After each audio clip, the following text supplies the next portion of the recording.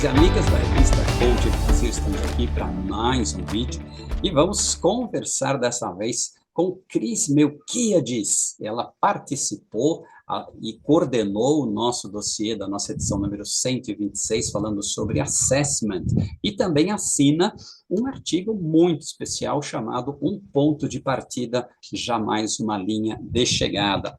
Seja muito bem-vinda, Cris.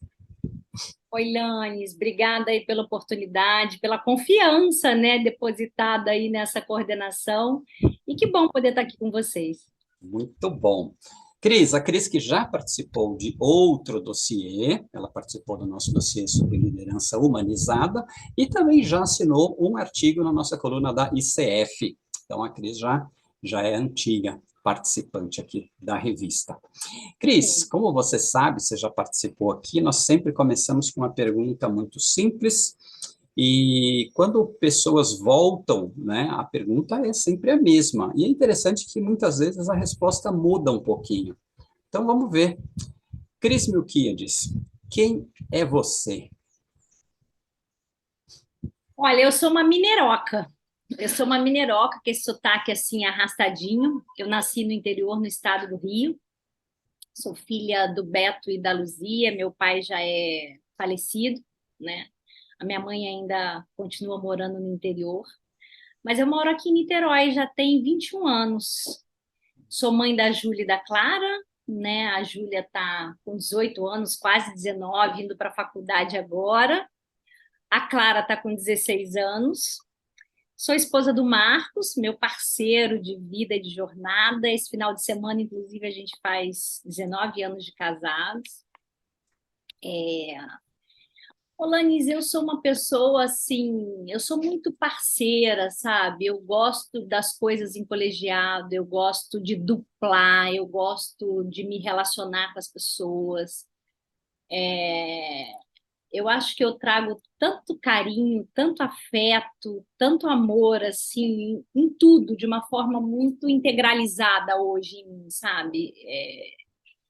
Não era assim, né? Mas eu fui me descobrindo assim. E eu sempre fui muito pro lado do intelecto, né? Minha vida toda, de estudar muito.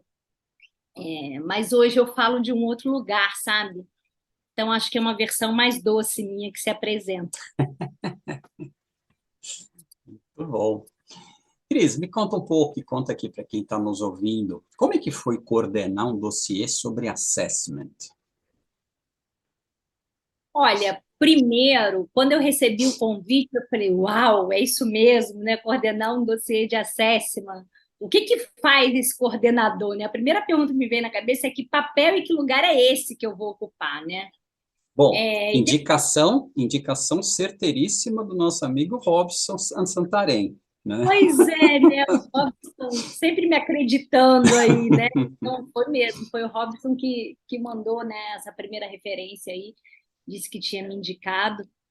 Então, mais uma vez, obrigada pela confiança, né? Coordenar essa questão do dossiê do assessment, para mim, esse tema do assessment é um tema muito caro, assim. Eu diria que, e no artigo eu falo um pouco sobre isso, assim, porque eu não vejo uma outra forma da gente ampliar o estado de consciência da nossa sociedade, da gente trazer mais bem-estar para a nossa sociedade, da gente poder operar com mais amor de verdade, se não olhando para dentro, se não aterrando nos nossos próprios moldes, né?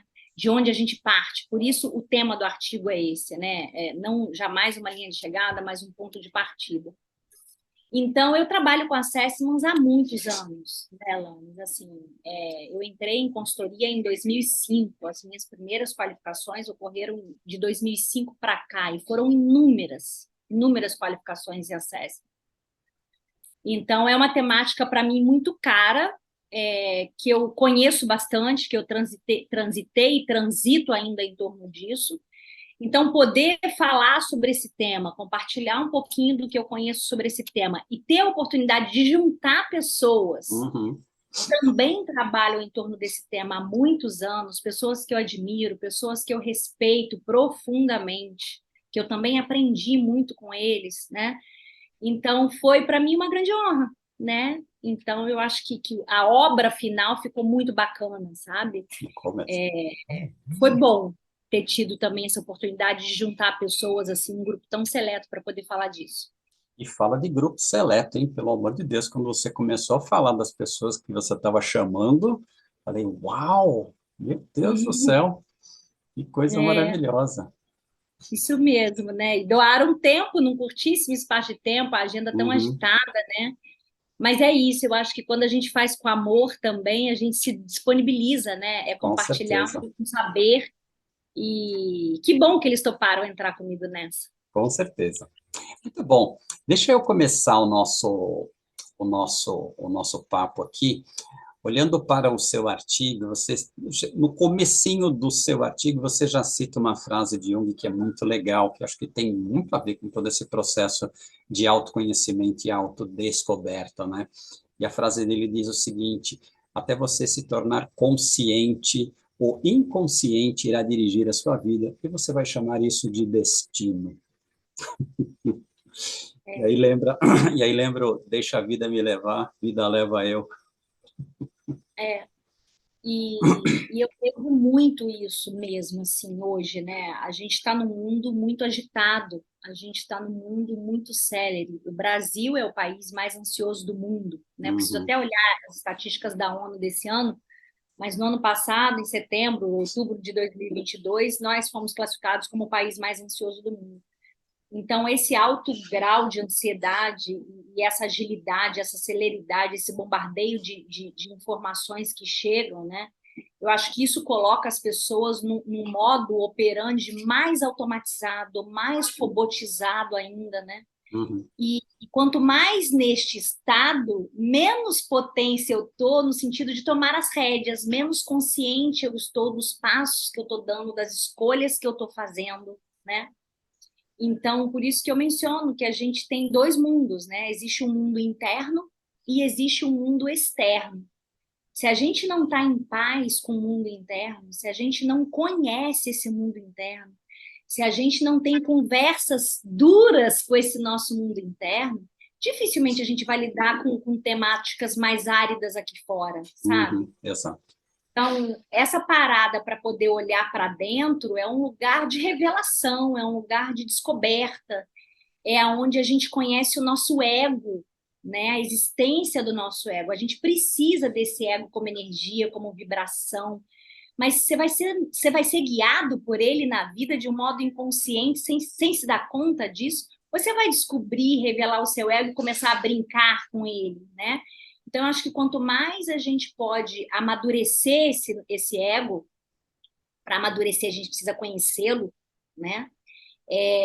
Quanto mais a gente abre espaço para isso, eu acho que a vida se torna mais leve, porque é Uhum, o ego que vai fazer a integração ali do processo inconsciente do id com o superego, sabe? Então uhum, é ele que fica no meio tentando sintonizar esses dois e esse olhar para dentro é uma chance incrível de você fazer isso, né? Então a vida vai se tornar mais leve a partir do momento que a gente toma as rédeas, que entra o processo do autoconhecimento. Mas é uma jornada, né, Alanis? Não é um exato. único instrumento, Uhum, não é uma única devolutiva, não é um único momento, né? Quando eu digo que não tem uma linha de chegada, é porque não termina nunca. Por que não termina nunca? Porque quando você vai para o degrau seguinte, ao estar nesse degrau seguinte, você enxerga outras coisas, uhum, você assiste de um outro lugar, você recebe outros convites, e aí você vai mais um degrau, né? O que eu tenho descoberto e aprendido nos diferentes níveis de consciência, e alguns dos autores também trazem o conceito da teoria integral, uhum, a gente fala sobre isso dentro do dossiê, dos diferentes níveis de consciência, né? Porque o grande segredo é que não basta a gente avançar um nível de consciência e descobrir o andar seguinte e se apaixonar pelo andar seguinte. A gente tem que voltar e integrar os anteriores. exato. Então, quando eu tenho que voltar a integrar os anteriores, é porque eu volto numa sociedade que ainda pode estar em níveis diferentes de mim. E aí que entra o desafio. Porque não é a gente indo correndo para diferentes níveis de consciência solitariamente, mas é Uhum, você movendo uma sociedade, você movendo as pessoas para também subirem num degrau diferente, né? Então, eu gosto dessa história dos assessments como um ponto de partida, como algo que te revela elementos fundamentais para você se ver nas cenas, para você se Uhum. reconhecer nas cenas, né?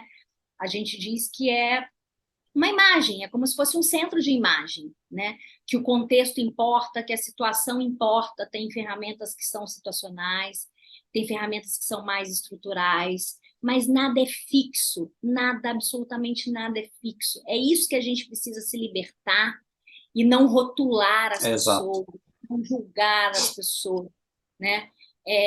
Porque quando a gente faz determinados enquadres, a gente está fazendo um mau uso enorme. No meu artigo eu falo sobre isso. Eu não gosto de rankings, Uhum. né? A gente tem que ter um cuidado muito grande com essa história de rankings, né? Então, porque não existe nenhum igual ao outro, né? Por mais semelhante que sejam os resultados, o que levou fulano e ciclano a estar neste lugar ou naquele lugar são impulsos diferentes, são histórias diferentes, né? É interessante, né? Você trouxe essa questão do ego, e hoje se fala do ego de uma maneira muito mais elaborada, né? Entendendo melhor que esse ego é uma persona, né? É um personagem que eu crio desde criancinha para me relacionar no mundo. E o interessante é que até então a gente acaba acreditando que esse personagem sou eu.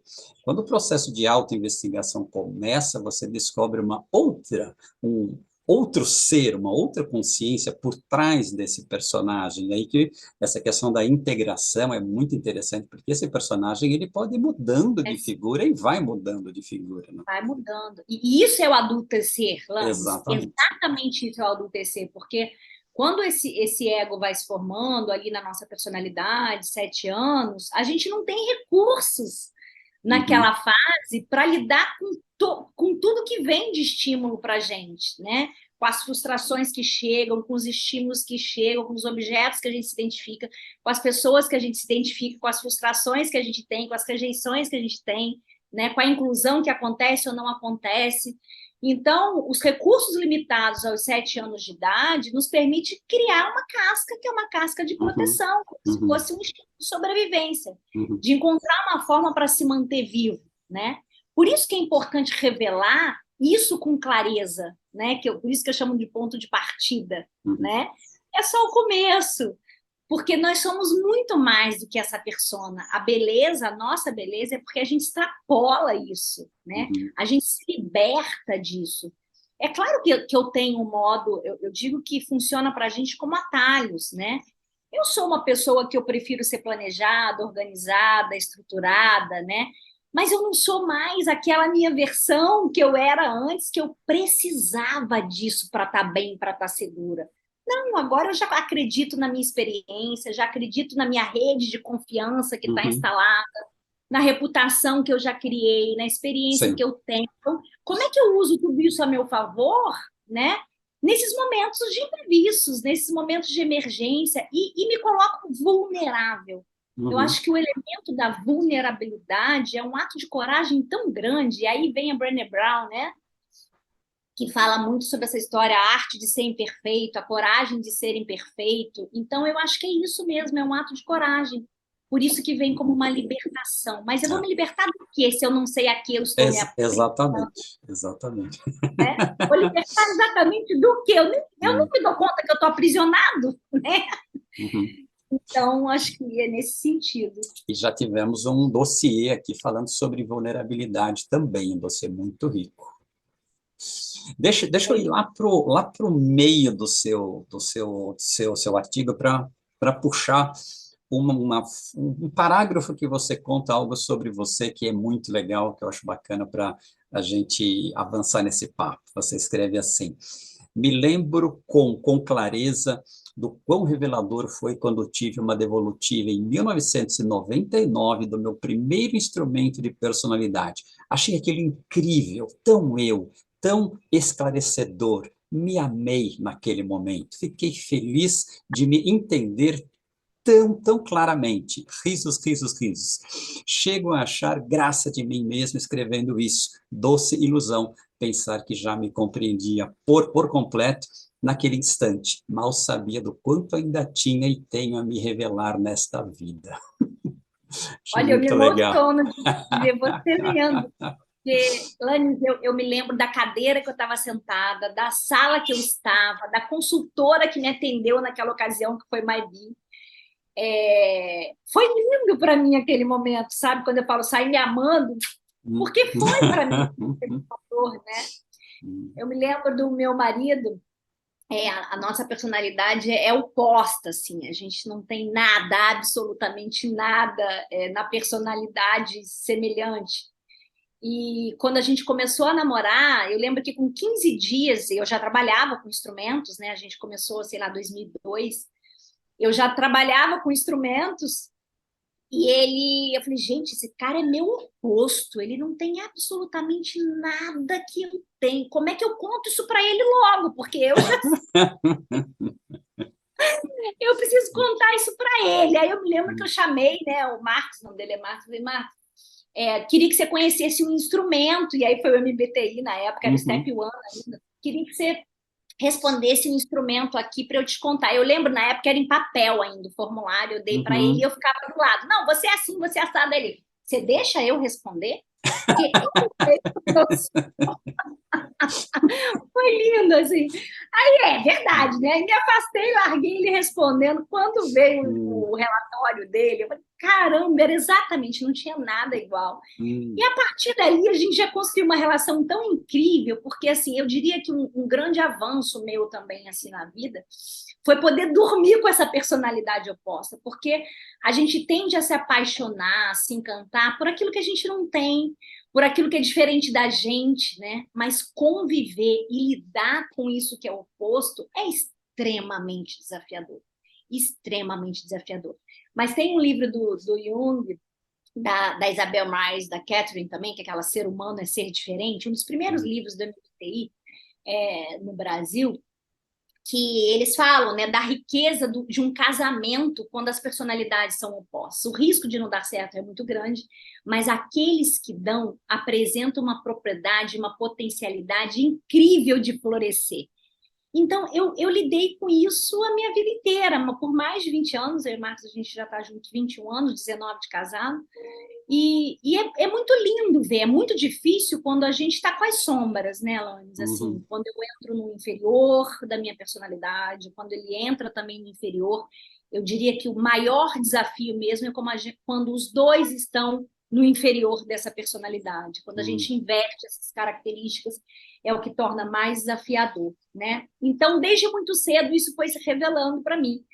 Mas essa história da personalidade é uma forma só da gente começar, né? É um dos estágios mais básicos e mais fundamentais do reconhecimento desse ego, né?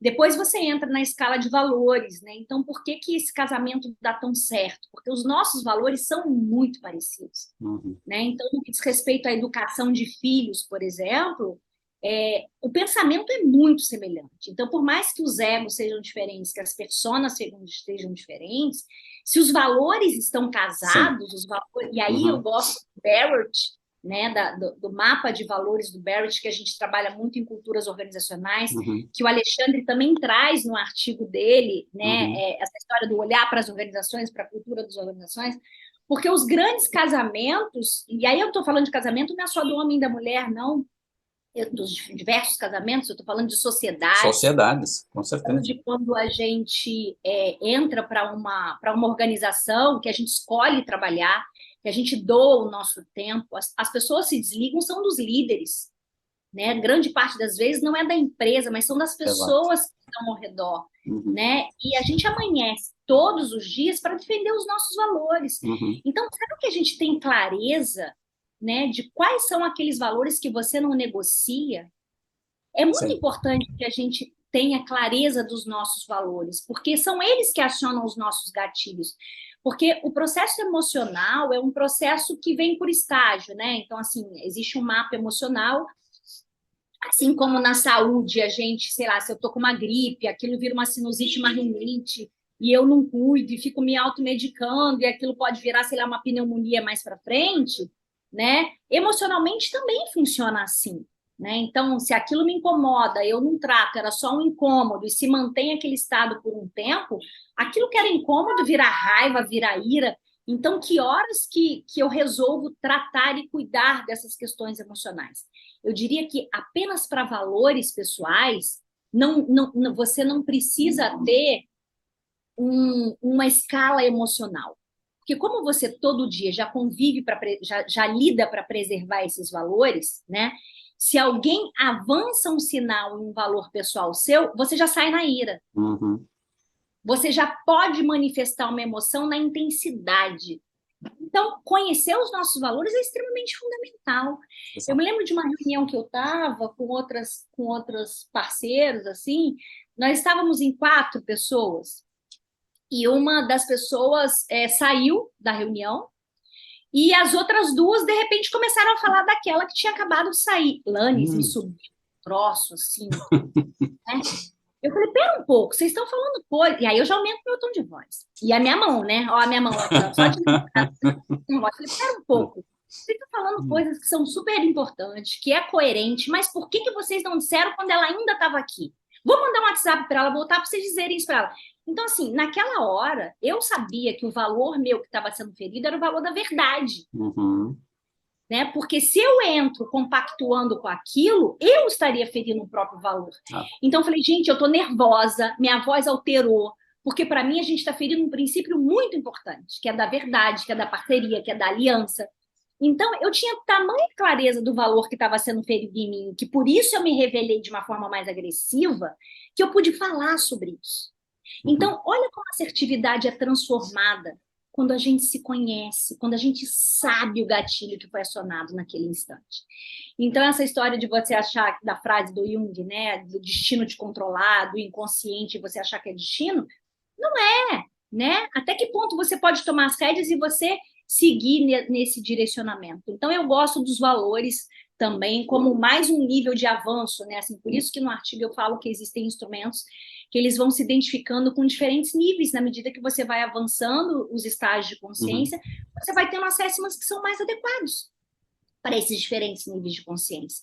Por isso é muito importante a gente conhecer, assim, aonde a gente quer chegar com a aplicação de um assessment, qual é a intenção, o que eu quero revelar, o que é importante que eu saiba, quais são as pessoas que vão participar, de onde elas operam, o que está acontecendo na vida delas nesse momento, né?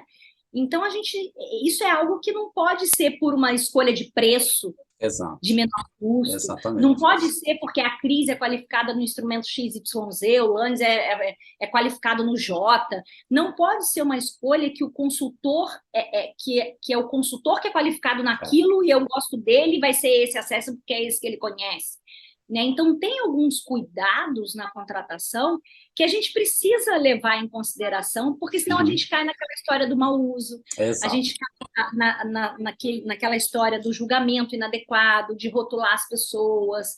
Né? Então, poder ter esse acesso ou não, esse dossiê mais esclarecedor nesse sentido, né? Para ampliar o saber das pessoas em relação a isso, e os cuidados na administração, foi muito, eu diria que oportuno, assim, e gratificante para mim e para todos os meus colegas que estiveram ali escrevendo junto comigo, certamente.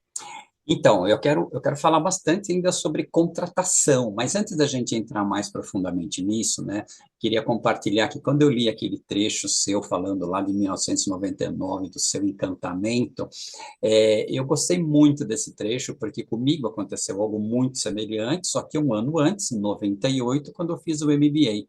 E no MBA nós passamos pelo MBTI, né? E assim, na nossa turma foi também um encantamento, né? E é muito interessante como que a gente precisa de um referencial para se validar. Então, quando você encontra alguma coisa, isso daí acontece até quando você faz um mapa astral, né? Você fala, esse sou eu, né? Então, dá nome e endereço para as coisas, né, Lara? Exatamente. Esse sou eu, enfim, agora eu me entendo. E aí começou a bater aquele negócio que você já falou muito, muito, muito bem, que é a questão do isso não sou eu engessado, né? Eu sou muito mais do que isso, mas isso é uma fotografia, né? E aí eu quero puxar uma outra frase que você traz aqui no seu artigo, que você diz assim, somos muito mais do que qualquer instrumento é capaz de revelar. Então, eu queria puxar de você essa questão de que não basta passar por um instrumento, é fundamental sentar com a pessoa que fez aquilo para ouvir a história dela. Isso você coloca muito bem no seu artigo. É sim, Nanis, assim, e uma das coisas que me ensinou muito foi trabalhar com instrumentos de inteligência emocional.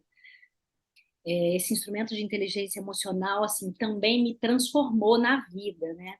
Ter a oportunidade de trabalhar uma ferramenta que existem várias no mercado, mas uma que eu gosto muito é a do EQI 2.0. O Brasil foi o segundo país a lançar esse instrumento no mundo. O primeiro foi o Canadá, que é o parceiro, né? O fornecedor é um fornecedor canadense, a NHS, o Steven Stein, que é um dos autores ali da editora da MHS.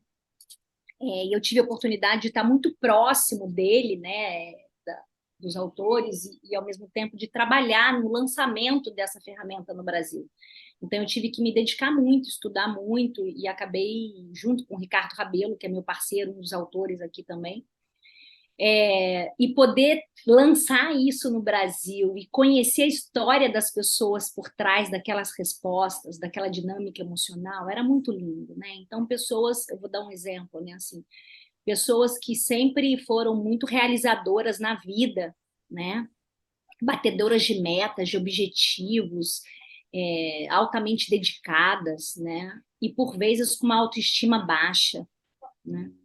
Como é que a gente compreende toda essa sua realização, toda essa sua entrega, mas por que que isso não está ainda alimentando a sua alma, né? Por que que a sua autoestima e o seu reconhecimento em relação aos seus feitos não é tão intenso na mesma proporção das suas realizações?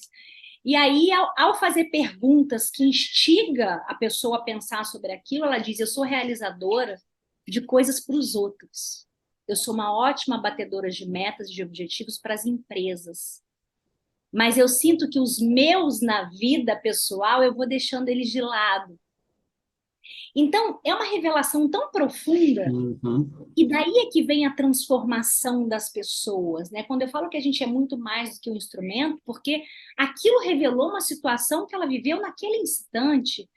Eu sempre fui muito otimista na vida e de repente eu não estou tão otimista, mas é natural, você está em transição de carreira, é natural, a gente está no meio de uma crise econômica, né? Então, você compreender que o otimismo está menor naquele instante, frente às circunstâncias, quer dizer, você não é pessimista, né? Mas a esperança diminuiu num contexto que a gente está altamente. Quem não diminuiu a esperança com a história do Covid que a gente vivenciou? Quem viveu no Rio de Janeiro, na história da Lava Jato? Quem não reduziu um pontinho da crise de esperança ali, a questão política? Então, assim, você saber reconhecer que você não é aquilo, mas que você está daquele jeito, frente a uma circunstância que você está vivendo, para mim foi muito revelador eu notar que, assim, que existe um eixo, né? Mas que a gente está vivo. Então, emocionalmente, é natural a gente se desequilibrar. Não significa que uma pessoa com uma inteligência emocional alta e em equilíbrio não vai pé da vida, não vai dar um chute de porta de vez em quando. Ela está viva também. A questão é que ela sabe por que ela chutou a porta. Ela sabe por que ela falou mais alto. Ela sabe que naquela hora ela descarrilou. E ela fala sobre isso. Então, quando a gente tem clareza, a gente volta mais rápido para o eixo. A gente não tem um processo de destruição em massa a nosso redor, sabe? Porque a gente se vulnerabiliza dizendo: está acontecendo isso agora por causa disso. Eu me permito sentir isso. Né? Não é um não sentir, não é um controlar. Eu falo que tem muitas pessoas que confundem essa história do gerenciamento emocional com conter uma emoção. Exatamente, não é nada disso. Não é conter a emoção, mas o pitbull na correia. Sem falta, não é isso. Mas você saber dar nome e endereço para ela, você lida com ela. Né? Ontem até eu estava num curso de como é que é? Ansiedade, fobia e depressão. Eu falei, gente, eu tenho que estudar muito sobre isso, porque é incrível o que está acontecendo na nossa sociedade no que diz respeito à saúde mental. Né? Então, o compreender a diferença de um luto, o compreender sobre a diferença da melancolia, quer dizer, você está tão preso a um significado, a um objeto, a uma persona, algo que foi tão importante durante tanto tempo para você na sua vida, Como é que você vai querer fugir de viver isso? Isso também compõe o nosso processo de crescimento. As emoções não são só as positivas. E, Lanes, eu quero até falar uma coisa que eu acho que é super importante. Depois que a gente compreende o nosso vocabulário emocional, depois que a gente apreende as mensagens que as emoções nos mandam, a gente passa a reconhecer o valor até daquelas emoções que, a princípio, a gente acha que não são boas. Sim. Então, o que uma tristeza me revela? Uma tristeza me revela que eu estou perdendo algo, ou que algo está indo embora, e que esse algo era de muito valor e significado para mim. Será que eu estou entendendo isso? Então, como é que eu lido com esse algo que foi embora numa próxima vez? Como é que eu cuido desse algo de uma melhor forma numa próxima vez? Então, assim, todas as emoções têm significado. Todas as emoções têm uma mensagem. A dor tem uma mensagem. Eu tenho um caso forte, assim, meu sogro era diabético, ele já faleceu, e o diabético, ele não sentia dor, né? Então, ele machucou o sapato dele, machucou o pé dele, ele não sentia a dor que o pé estava machucando ali, fazendo o calo. Conclusão, aquele calo virou uma ferida enorme e não cicatrizou, ele perdeu um dedinho, depois ele perdeu outro dedinho, depois teve que amputar parte do pé, parte da perna. Então, veja, a dor revela que algo não está legal com você. A dor é um sinal revelador de que você precisa estar alerta para cuidar de alguma coisa. Eu posso achar que isso é ruim, Lanes? Exatamente. Eu não posso olhar para ela como se fosse uma punição, né? Então, é nesse sentido que eu digo, se a gente tem um vocabulário emocional farto, se a gente conhece as mensagens que estão sendo transmitidas para a gente lida mais rápido, a gente vai ficando mais espertinho na vida, sabe? Então, mesmo aquelas emoções que a princípio parecem não ser tão boas, elas são sim.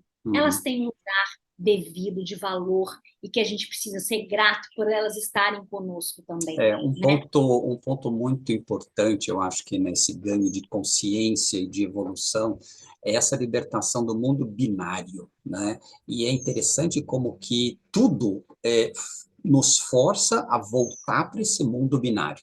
Então, você tem que escolher entre Bolsonaro e Lula, entre Israel e Palestina, entre o preto e o branco. Você tem sempre que escolher, e você tem que tomar um partido. E a mesma coisa com as emoções. E aí vem esse negócio de emoção boa e emoção ruim. Não tem emoção boa e emoção ruim, tem emoção. As escolas, isso que você está falando é tão real, assim, as escolas de psicologia te guiam a escolher uma linha. Por que eu tenho que escolher uma linha? A minha linha é de pesca. É a que o sujeito entra no portal que eu abro para ele, é de onde ele está, é a que ele se identifica mais. Por isso que eu gosto muito da teoria integral do Ken Wilber, né? Porque eu vou pegando o que tem de valor em cada sabedoria. Por que eu tenho que classificar como certo e errado? Polanis, assim, a gente vive nesse mundo da polaridade mundialmente em diversos setores. Mas a solução para o nosso mundo, o caminho para o nosso mundo é a colaboração, é a integração. Enquanto a gente estiver nessa polaridade, nesse mundo bipartido, né, a gente não vai evoluir como sociedade. Por isso que a gente fala que a gente precisa de lideranças ambidestras. Né? Eu preciso daquela liderança que saiba entregar o presente, mas que também está cuidando do futuro. É o ambidestro não em relação a tempos, a presente e futuro, né? Porque o futuro está cada vez mais pertinho da gente. Né? Já passou, já foi. Mas também nesses aspectos que a gente olha como polaridade, quando na verdade, por quê? Por que essa polaridade? Né? Então, se a gente considerar que ninguém está 100% certo, e a gente também fala sobre isso no artigo, acho que eu escrevi um trecho, o Ricardo também escreveu, que é o que o Wilber traz, ninguém está 100% certo. Exatamente. Então, se a gente considera que não existe uma verdade absoluta de nenhum lado, qual é o pedaço que te cabe? Nas religiões também, né? Na espiritualidade também. Então, até eu venho de uma família católica, tradicional, meus pais foram ministros do matrimônio e tal. Então, até um certo tempo, aquilo ali me alimentou muito, foi uma base para mim de formação, né? Hoje eu já não me identifico tanto com isso, mas não significa que eu não respeite a Igreja Católica. Eu tenho total identificação com o Papa, mas talvez eu não me identifique mais tão 100% assim quando eu vou numa igreja, que eu assisto uma missa, a homilia talvez não me toque tanto da forma como o padre está colocando ali, mas eu pego o valor que aquilo me atribuiu e me serviu na minha formação, na minha base. De repente eu já me identifique com uma outra doutrina, mas eu não estou nem falando de doutrina da espiritualidade, de Kardec, enfim, seja qual for, a que você escolher, a que o seu coração tocar, a porta que abrir para você. Mas a espiritualidade é um caminho para a gente se aterrar, é um caminho para a gente acreditar em algo maior que se revela além da gente, né? Nós somos seres interdependentes. Eu vim de uma experiência recente na Schumacher College, onde a Schumacher College foi fundada pelo Satish, que é um peregrino da paz, né? Então, assim, também não tem como a gente fugir desse eu maior, sabe, Lanes? Dessa espiritualidade. Então, por isso que eu falo que são diversos níveis de consciência que a gente vai estabelecendo, e o ego é só uma porta de entrada, o reconhecimento do ego é só o comecinho desse processo para uma dimensão muito maior, em diferentes níveis e estágios de consciência, que mostra essa interdependência, que não é a polaridade, é a interdependência, você conectado com a natureza. É uma prepotência nossa achar que é o ser humano que é o dono desse troço aqui. Não é. O planeta não vai acabar. Na verdade, as condições para o ser humano viver aqui é que estão ameaçadas, mas o planeta vai continuar, né? Então, não sei nem se eu viajei muito aqui na minha resposta. Não, é isso. Está certíssimo. Eu acabei chegando nessa história da espiritualidade. Legal.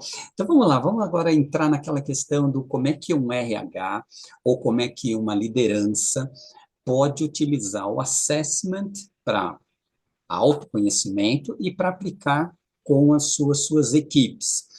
Vamos lá. Imagino que deve ser da seguinte maneira.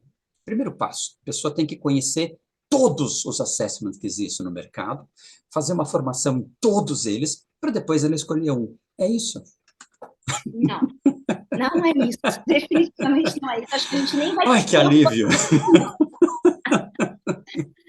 Acho que a gente nem vai ter tempo para fazer tudo isso. Com certeza. Mas eu acho que a gente parte tendo um propósito em mente, tendo uma estratégia em mente. Então, eu diria que a temática pessoas entrou na matriz de risco das organizações. O fato de pessoas ter entrado na matriz de risco das organizações, a matriz de risco está dentro do conselho de administração, né? Então, qual é o risco que eu tenho associado às pessoas? Quando a gente fala de uma cultura organizacional, o que eu preciso mudar e fazer de diferente aqui dentro dessa organização, né? Então, dependendo do contexto da organização, dependendo do que eu quero para aquela organização nos próximos 6 meses, no próximo ano, no próximo trimestre, eu posso fazer uso de assessments para acelerar essa descoberta, para acelerar essa maturidade. Lanes, eu sempre fui de respeitar muito os assessments que as organizações já haviam escolhido. Eu não sou dessas de chegar e porque eu conheço o assessment XYZ, eu entro com os meus. Eu sempre pergunto, o que você já usa aqui? Como você usa? O que as pessoas conhecem? Porque o assessment não pode ser visto como um evento. Foi legal, foi bacaninha aquelas 2 horas ali e depois vai para a gaveta, ninguém usa. Então, você vai atribuir significado a partir do momento que você aplica. Mudanças só ocorrem a partir do momento que você tem ações. Senão você volta para o hábito, senão você volta para a manutenção de um status quo. Então, quanto mais assessments você usa, você acha que é legal, que está gostosinho e tal, que está motivando as pessoas, mas isso é temporário, isso não é sustentável no médio e no longo prazo. Então, se você escolhe algumas ferramentas que estão adequadas com aquele quadro, com aquela circunstância, com aquele momento que você está vivendo na organização, e você vai com profundidade no uso dela em todos os níveis, né? Tá todo mundo falando uma mesma linguagem. Só que você vai fazer uso de uma abordagem diferente para cada nível, respeitando a complexidade que cada nível está, né? Mas você coloca as pessoas sincronizadas no mesmo canal. Então, eu acho que esse é um dos cuidados que são importantes de se ter no momento de escolher aí o acesso, de respeitar o momento, respeitar o contexto, está vinculado a uma estratégia maior, Uhum. que não é um curso, que não é um treinamento de maneira isolada, mas o que que isso aqui responde, o que que isso aqui traz sobre o que que isso aqui revela sobre a minha cultura, o que que isso aqui revela sobre a nossa diversidade, o que que isso aqui revela sobre a nossa potência, o que que isso aqui revela para a gente dar um salto maior, né? Então, quais são as perguntas que eu tenho? Eu sempre faço isso para o meu cliente. Quais são as perguntas que você faz, que você tem em mente, que você gostaria que o assessment te respondesse? Qual é a pergunta que você gostaria que o assessment te respondesse? Então, dependendo das perguntas que ele elencar para mim, é que eu vou achar uma ferramenta como apoio para aquela resposta, né? Ok, então uma vez que a gente tenha essa resposta, o que você quer fazer com isso? O que vai acontecer depois? Porque o assessment é só isso. O trabalho de verdade vai começar a partir do que o resultado revela. Uhum. Quanto tempo você vai sustentar esse resultado? Quais são os estágios que você vai avançar? Você aplica uma vez, dá a devolutiva, vira um evento e some com aquela temática. Uhum. Quando ela volta de novo para a pauta, o que que você coloca de elementos para ir sustentando isso dentro do percurso e tornar aquilo vivo? Quando você volta numa medição diferente, né? Então, eu acho que quando eu olho a aplicação e o uso disso no médio e longo prazo, eu tenho esses cuidados, assim. E um ponto interessante que eu acho que também que o RH, e quando o RH em uma organização ele é mais fraco, e aí você tem lideranças que tomam a frente para cuidar dos seus times, eu acho que uma questão importante é esse RH ou essa liderança compreender o alto escalão para saber o que que ele consegue sustentar a médio e longo prazo. Senão ele começa um processo que vai levar 3, 4 anos para fazer, chega num determinado ponto, ele é abortado, porque o pessoal lá de cima acha que não dá resultado nenhum. Assim, Landes, eu diria que o papel do RH é maior, né? Assim, como Uhum, é que eu sustento ele? Porque esse é líder, ele é líder da área comercial, ele é o líder do marketing, ele é o líder do financeiro. A cabeça e o coração dele está lá em finanças, a cabeça e o coração dele está. Então, assim, como é que eu posso ser mentora? Como uhum, é que eu, como RH, posso ser facilitadora dele para ajudá-lo a entender, para levar esse líder para um outro degrau? Né? Então, eu acho que tem uhum, uma corresponsabilidade dos times de RH para que eles entrem como aliados, não esperando que o cara saiba, mas como é que eu preparo, como é que eu assisto, como é que eu dou suporte, como é que eu acomodo, como é que eu trago confiança e segurança para ele, para que ele dê esse passo, né? uhum. Você empurrando, né? Você ajudando. Isso é uma responsabilidade do time de recursos humanos. Uma preocupação que eu tenho muito e que às vezes assim, eu acho que é um grande desafio para nós consultores e conselheiros, assim, é a gente vê também os times de RH que também estão adoecendo, Uhum. né? E que também estão no pacote de mais um nessa organização precisando de socorro, Exatamente. precisando de cuidar deles, né? Agora, se eu não estou inteira, se eu não estou cuidando de mim, se eu não estou aterrado, como é que eu vou fazer isso com o outro? Então, eu chego não consistente, eu chego não coerente, por melhor que seja a ferramenta, por melhor que seja a consultoria que eu contrate, a consultoria vai embora. Qual é a credibilidade e a consistência que você vai ter para manter isso aí? Uhum. Então, tem um upgrade também dos próprios times de RH para se cuidarem, para se revelarem nesse lado saudável da força. E isso é muito fundamental, né? Essa semana eu estava atendendo uma dirigente de uma equipe médica, né? E um dos grandes desafios dela era trazer a saúde para a própria equipe dela. Então, olha que coisa, quer dizer, são enfermeiros, são médicos, mas e a saúde deles? E o ambiente, o clima organizacional daquela equipe, o quão saudável está, o quão gostoso está trabalhar naquele ambiente, se é eles que vão levar conforto para outras pessoas que chegarão ali adoecidas, Uhum. né? Então, eu acho que, fazendo uma relação aqui com essa dirigente médico, com essa equipe, eu acho que o RH também tem esse lugar, assim, de autocuidado, sabe? De autocompaixão, para que eles possam corresponder a essa nova temporada do cuidar das pessoas. Né? Agora, vamos fazer um paralelo aqui com uma coisa que o brasileiro gosta muito de fazer, que é automedicação. Então, eu estou sentindo alguma coisa, converso com um amigo, falo, olha, eu tomei esse remédio aqui, para mim foi muito bom, toma você também. Ele já vai lá, já compra e toma.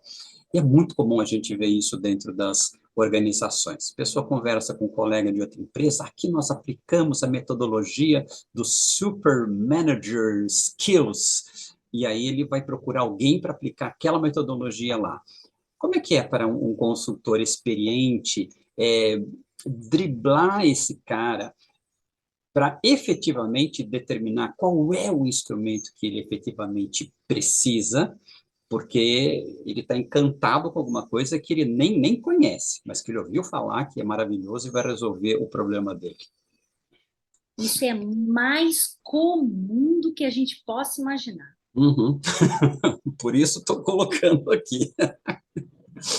Mas dos motivos pelo qual eu escrevi ali no artigo essa questão do cuidado, para você não contratar porque é fulano que conhece, porque é Beltrano que já chega sabendo, porque é isso, né? Uhum. Aquilo que funcionou para um não necessariamente vai funcionar para o outro. Inclusive, nem mesmo para aquele um, eu Uhum. sei se era aquilo mesmo. Exato. Se foi receitado, diagnosticado, recomendado da maneira mais adequada, né? Uhum. Mas por isso que muitas vezes se confunde com eventos, com momentos motivacionais, com momentos de descoberta, de revelação, mas não tem fundamentação, não tem sustentação. Então depende do que você quer. Você quer o quê? Um movimento? Você quer uma única cena? Se é essa a sua Uhum. intenção, tem significado. Talvez seja legal, mas se você quer mudar, se você quer transformar, se você quer potencializar, a receita de um não serve para o outro. Exato. Né? Em treinamento acontece demais, né? A empresa te chama, aí ela começa a contar o problema e ela já tem a solução. Aí quando você vai conversando, perguntando, ampliando quadros, mas aí você vai indo, a pessoa entende, nossa, o que eu estou precisando não é disso, é desse outro aqui. E é nisso que eu falo que às vezes o RH pode se perder, porque ele tem desejos pessoais. Uhum. Então, assim, até que ponto, eu falo isso lá para os conselheiros também, até que ponto você está tomando decisões em nome do seu CPF, para você estar bem na fita, para você estar na vitrine, para você pertencer, para você estar em evidência, ou você está fazendo escolhas em nome do CNPJ, ou você está direcionando atitudes e sistema em nome de uma organização, porque você é preposto da organização, né? Eu falo que a organização é como se fosse um ser vegetativo, não vegetativo, porque Uhum. é um organismo vivo, né? Mas ele, quem decide por ele são os adultos nomeados, como se fosse curatela, né? Um Sim. adulto sendo responsável por outro. Então, assim, será que você está respondendo a demanda do que é melhor para a corporação ou aquilo que é melhor para o seu ego, para você se sentir bem, Uhum. para você estar se revelando? Me veio em mente um caso super recente de as pessoas estão muito exaustas, né? E os consultores que trabalham com desenvolvimento humano estão super desafiados, porque a gente sabe que num nível de exaustão as pessoas não estão disponibilizadas com recursos do córtex pré-frontal, que é a área do aprendizado, Uhum. que é a área de você inovar, de você criar, de você decidir de uma forma diferenciada. Né? O centro executivo não está disponível. Então, se eu chego exausto para um treinamento, se eu chego exausto para uma sessão, seja ela de times ou individual, né? Eu não estou inteiro na minha potência para esse passo que querem que eu dê. Uhum. Né? Então, está sendo cada vez mais comum as pessoas virem para treinamentos, mas elas continuam nos celulares, elas abrem o laptop. Então, assim, Uhum. elas estão e não estão. Elas estão fisicamente, mas emocionalmente elas não estão. Elas estão tão cansadas que ninguém faz pré-leitura de nada mais. Você já viu a Nossa. ineficiência? Tá? Os deveres de casa, os pré-works. Os pré-works que eu costumo mandar e pré-leitura que eu mando como leitura recomendada.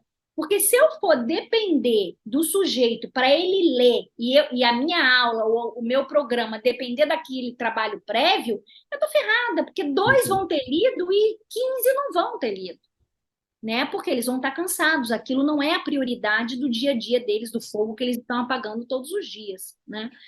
Então, por que eu acho que é importante isso? Porque recentemente a gente percebeu um alto nível de exaustão numa determinada organização, os 20 líderes que ali estavam, e a cada mês tinha encontro com esses líderes, mas era completamente inefetivo, assim. Por mais que o consultor fosse o bam, bam, bam, né? Ele não faz mágica. Uhum. E a outra parte não está disponível para ele. Exato. O outro E aí eu acho interessante a o outro gente... tem que querer, né? Então, já vou te dar a voz aí. O que isso significa? Veio uma recomendação do tipo, não vamos fazer mais um evento desse no final do ano, porque eles não estão aqui. Que tal se a gente transformar isso que a princípio estava calendarizado para ser colegiado? Por que a gente não transforma em sessões individuais para assisti-los mais cuidadosamente no que eles estão precisando? O RH fala, não, porque já está programado, porque já está divulgado, porque é o evento de final de ano. Que se dane evento. Se ele não vai ter significado, se ele de fato não vai mexer e mobilizar as pessoas, para que você quer fazer? Então, é isso que eu pondero, sabe? Assim, por que a gente não pode ser flexível, dançar junto com o sistema, dançar junto com o que está emergindo no campo, respeitando o que as pessoas estão revelando no caminho? Então, às vezes, os RHs podem ficar presos a sistemas, a processos, e perder de vista aquilo que de fato está importando, que é o cuidado que as pessoas estão precisando, entendeu? Exato. Então, essa história dos fármacos está seríssimo, seríssimo, porque tem um altíssimo número de pessoas consumindo fármacos no nosso país. As pessoas tomam Rivotril como se fosse Dorflex, e a gente precisa compreender. Por isso que eu falo que os desenvolvedores de pessoas estão sendo desafiados, porque quando as pessoas tomam esses fármacos, e cada vez mais pessoas estão tomando os ansiolíticos e tal, você atenua o processo de sofrimento, né? Você dá uma atenuada, mas você atenua toda e qualquer emoção. Então, o prazer, a paixão, o entusiasmo, o otimismo, ele também não se revela na potência.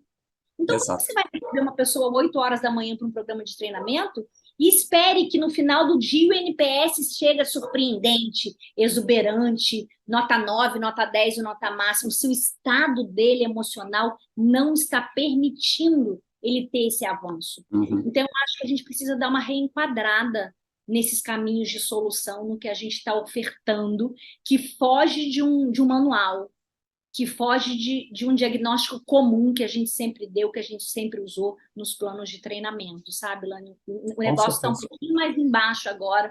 Daí é que exige muito conhecimento, profundo saber para você receitar o que de fato ele está precisando naquele momento. Então, não é um copy-paste de uma organização para outra, não. Com certeza. E um ponto que eu acho muito interessante, tanto para o RH estar atento, como para o líder estar atento, esse ponto que você trouxe é fundamental, o cansaço. E muitas vezes o cansaço é confundido com a cultura da organização. E o RH e o líder ele tem que aprender a fazer a leitura disso para não confundir uma coisa com outra, né? Então, às vezes, o pessoal não está ali presente. Esse exemplo que você deu de ler alguma coisa pré um evento, esse é típico.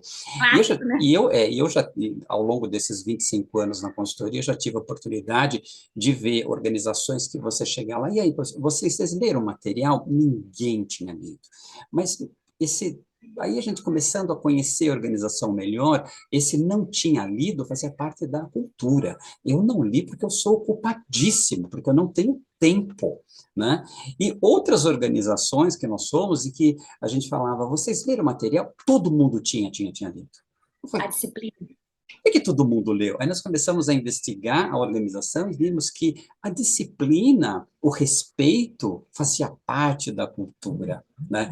Mas hoje, muito aquilo que a gente chegar vê... no horário, né? O chegar no horário. Exatamente. Então, hashtag fica a dica aí para o RH e para o líder. Se você quer saber se é cultura ou se é cansaço, observa a que horas que começa uma reunião das 9 horas.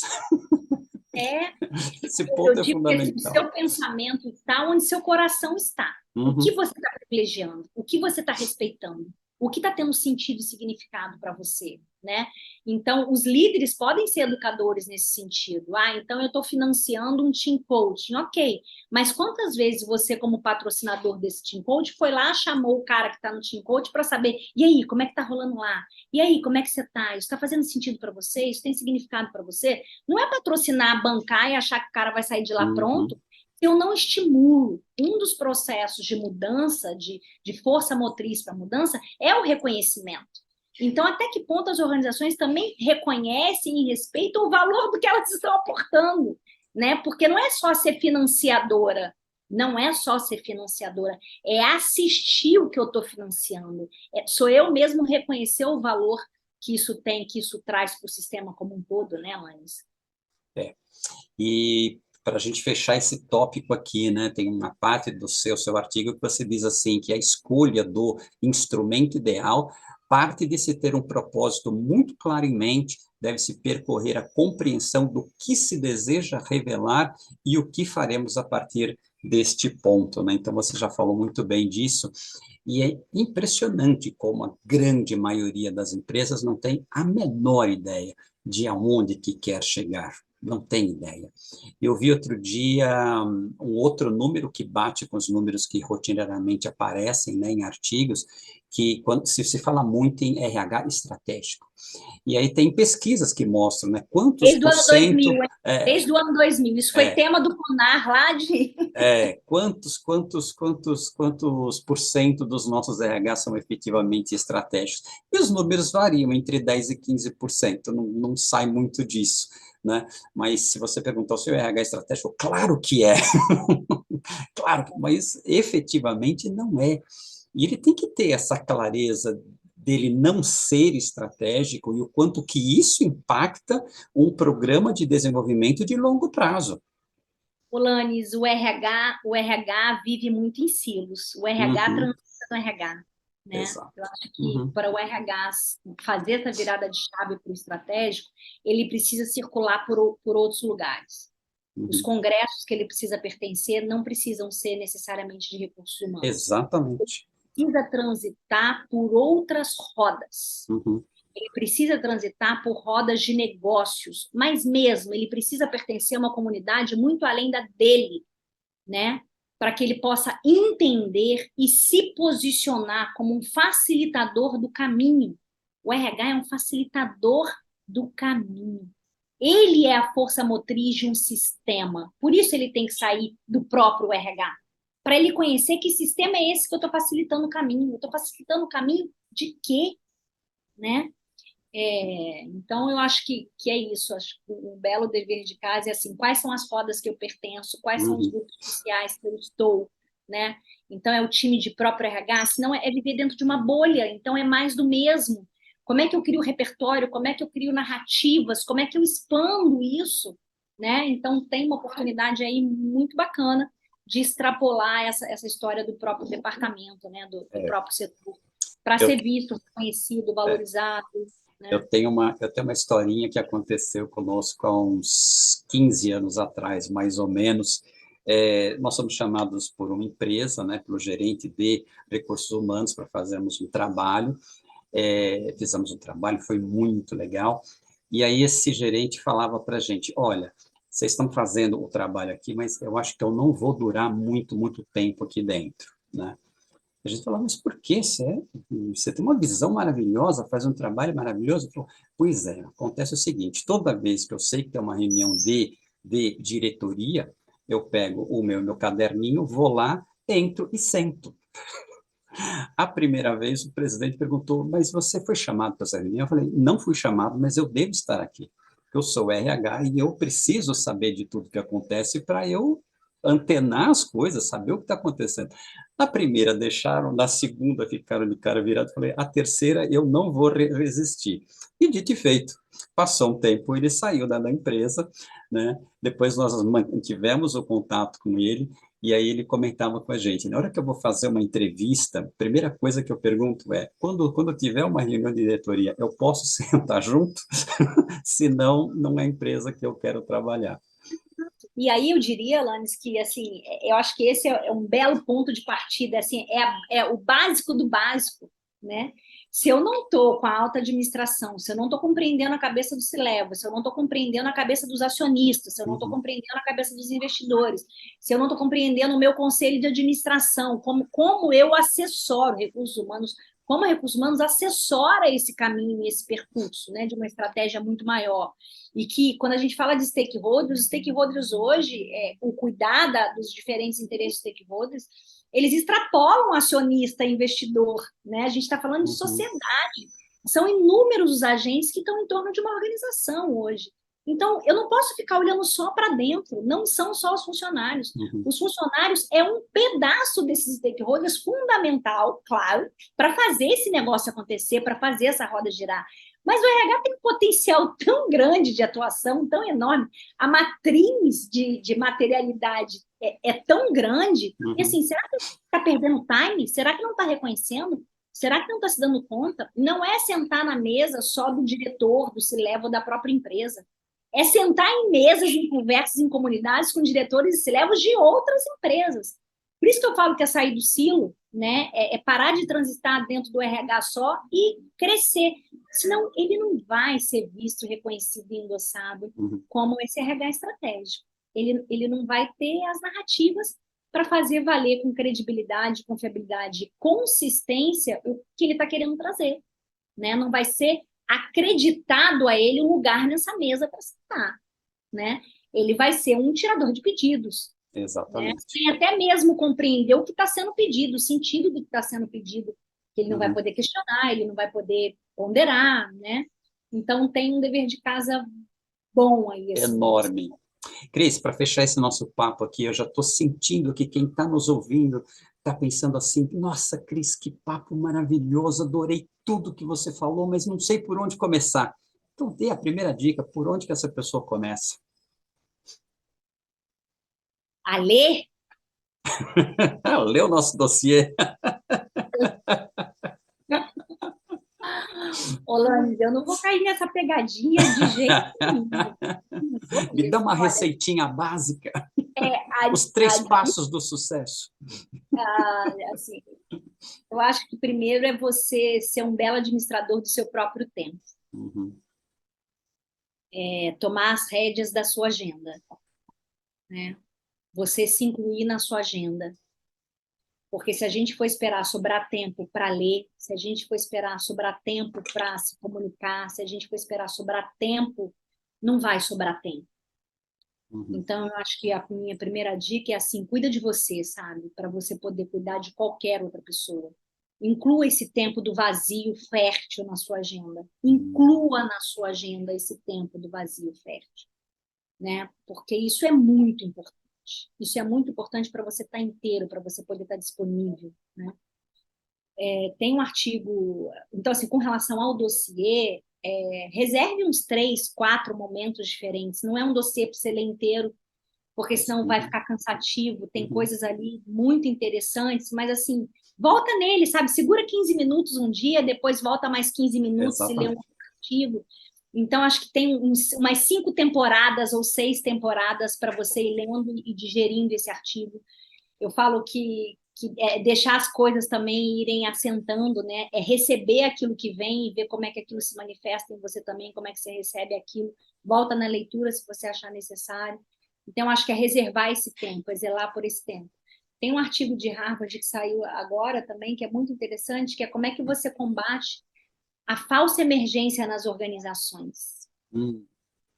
né? Então, é importante você ter clareza sobre esse sentido da falsa emergência, de que tudo é urgente. Você mesmo Exato. entra nesse sistema embolado dessa falsa Uhum. emergência, falsa urgência. Então, de que lado você quer estar? Mais um que põe a pressão no tempo dos outros? Ou é aquele lado que você atenua, que você respeita, que você também cuida, que você também oferta e fala tudo bem, né? Quando pode, quando dá, né? Então, acho que a minha dica é cuida do valor do seu tempo. Uhum. O valor do seu tempo, ele é muito precioso, né? A sua atenção, o seu pensamento vai estar onde seu coração está. Então, saber fazer essas escolhas nesse mundo que a gente está, nesse tempo que a gente está, é fundamental para a pessoa não adoecer, né? Certeza. Ou se aterrar naquilo que importa. Maravilha, Cris, gratidão imensa pela sua coordenação desse dossiê, que ficou uma pérola maravilhosa. Gratidão pelo seu artigo, que está sensacional, e gratidão por esse papo aqui, muito bom. E as pessoas que estiverem nos vendo, lembra, dá o like, faz um comentário e compartilha isso com outras pessoas que possam se beneficiar de toda essa riqueza aqui.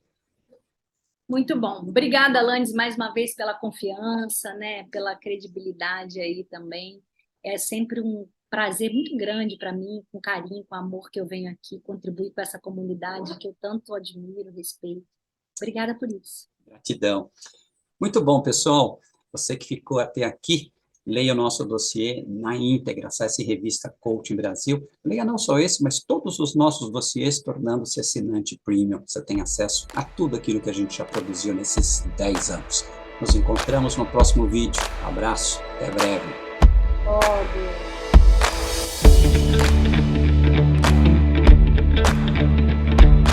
E aí, gostou desse vídeo? Se esse vídeo fez sentido para você, a reciprocidade que eu te peço é você curtir esse vídeo, deixar um pequeno comentário e compartilhar esse vídeo com outras pessoas que também, assim como você, se interessam pelo desenvolvimento humano. Inscreva-se no nosso canal para receber mais atualizações sobre novos vídeos que estamos fazendo. Se você busca conteúdo de qualidade sobre desenvolvimento humano, considere assinar a revista Coaching Brasil. Estamos há 10 anos no mercado, 121 edições, muitos temas que vão agregar muito valor à sua carreira, ao seu pensamento, às suas reflexões. Venha conosco. Como assinante premium, você pode acessar todas as nossas edições e você paga apenas R$ 29,90 por mês.